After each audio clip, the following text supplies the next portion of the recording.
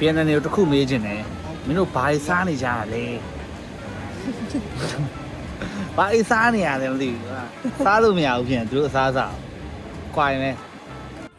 ဒါကွန်ပြန်ဆိုပါလို့ပေါ့ဗျာဒါသူတို့ Vienna နေစားရဟာထိုင်ရတာဒါမျိုးထိုင်နေရတာပါ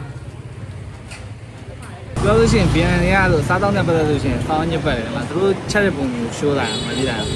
ပြတယ်ချက်ပြဟိုအဲ့လိုစားတော့ကင်ရတွေ့ရတယ်ထက်ရတယ်ပါမှာဆောင်းညစ်ပတ်တယ်လို့ပြောရတယ်နောက်ပြီးတော့လေကျွန်တော်ဒီမှာ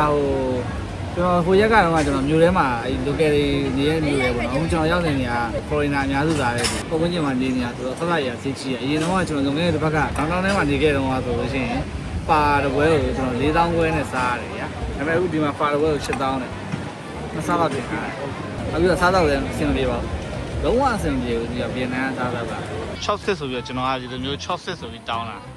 အဲ့ဒါကိုကျွန်တော်ဘာကြီးလာချပေးတာကြည့်လိုက်ကျွန်တော်ဟိုရက်ထဲရှာဖွေနေရပါတော့သူတို့အဲ့တောက်တဲ့စလိတ်တောက်တဲ့ဟာကြီးအဲ့ဘာလဲမသိဘူးဘာသူတို့ဘာတောက်တာလဲမသိဘူးအခုရှာဖွေနေတော့အခုဒီတော့မတွေ့သေးဘူး